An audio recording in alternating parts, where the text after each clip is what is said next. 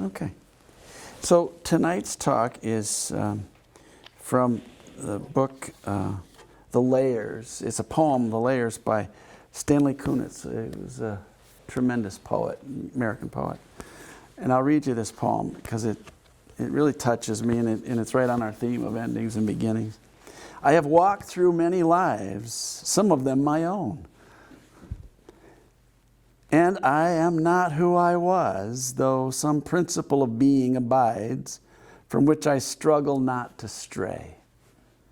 When I look behind, as I am compelled to look before I can gather strength to proceed on my journey, I see the milestones dwindling toward the horizon, and the slow fires trailing from the abandoned campsites over which scavenger angels wheel on heavy wings. Oh, I have made myself a tribe out of my true affections, and my tribe is scattered. How shall the heart be reconciled to its feast of losses?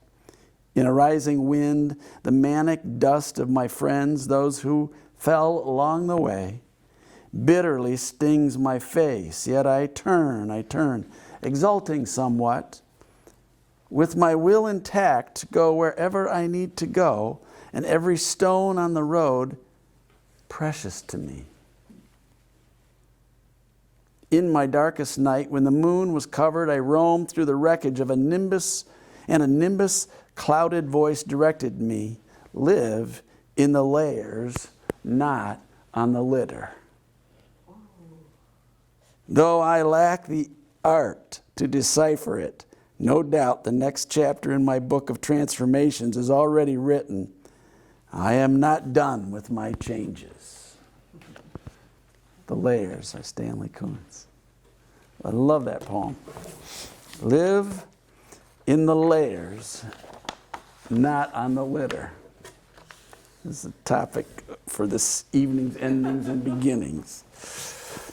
So this fall, we here at Fellowships have been experiencing a whole lot of endings and beginnings. And one of the biggest ones, Tom and I have shared this in several conversations, with the start of the school without Elaine present for the first time since we began. And also for our first annual meeting today without Elaine here after all these years. So these are endings and beginnings of a new chapter, a new direction for the fellowship, but it's also, we celebrate the endings and struggle as well with the griefs and the loss. You know, the litter of that body that Elaine was able to leave behind so that she could once again reclaim her heavenly address is where we are in this moment of endings and beginnings. The litter of a human frame, or the clay, as John O'Donohue would write, was done. Elaine wrung out of that clay vehicle every last piece of strength her will and her soul could force done. In her end days with us, when she took to her bed to leave this world, there was a mercy present in those moments. The will to fight on was over. Elaine quietly and deliberately let go and let God take her home.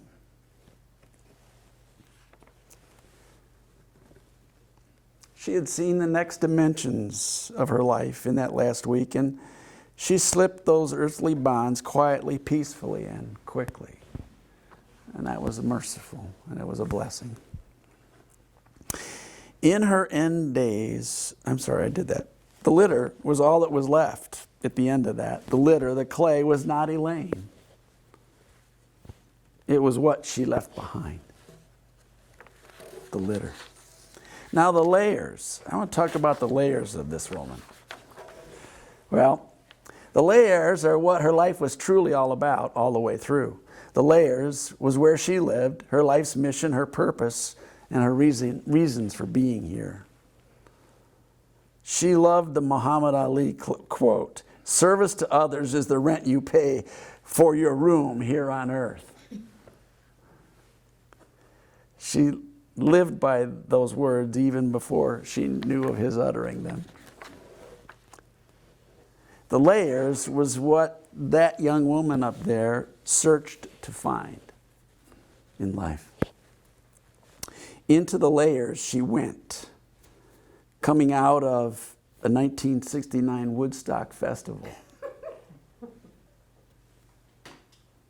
knowing she had to find her life's direction of service coming out of that event.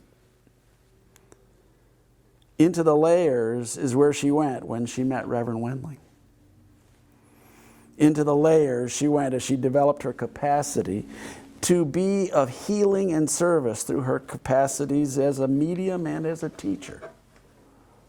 Into the layers she went to bring people home to their birthrights. Into the layers she went as she weathered the storms of criticism from her fellow spiritualists who were hanging out in the litter of old teaching methods. It was into the layers she went as faculty, school faculty, dear friends older than us, moved on to their new addresses to find new faculty who shared her passion for healing and for teaching. It was into the layers she went as she battled through surgery after surgery, chemo after chemo, radiation scans, and painful procedures. It was in the layers she explored every possible alternative health support to keep her body strong while the medical treatments and the disease tore her down.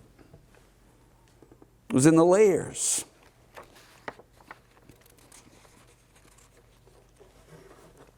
she found the strength to fight on, to help raise grandchildren, and to guide her sons to manhood. It was in the layers that she found the strength to help others when there was nothing left for herself.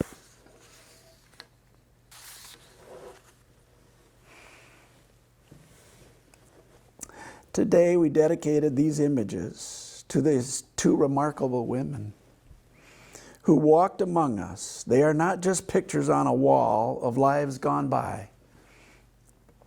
These are symbols of inspiration that we who are still here must carry forward.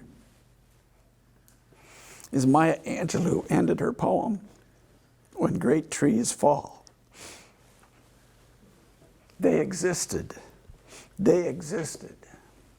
We can be better, for they existed.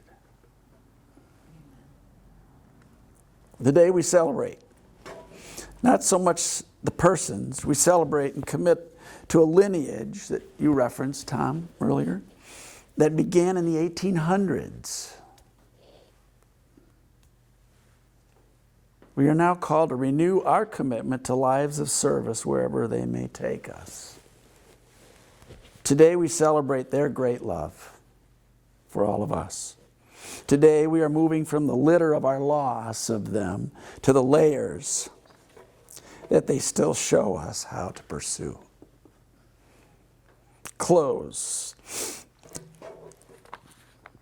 I'll close with this, the final words of this poem again. In a rising wind, the manic dust of my friends who fell along the way bitterly stings my face. Yet I turn, exulting somewhat, with my will intact to go wherever I need to go, and every stone on the road precious to me. In my darkest night, when the moon was covered and I roamed through the wreckage, a nimbus-clouded voice directed me, live in the layers, not on the litter. Though I lack the art to decipher it, no doubt the next chapter in my book of transformation is already written. I am not done with my changes. Amen, and thank you all very much.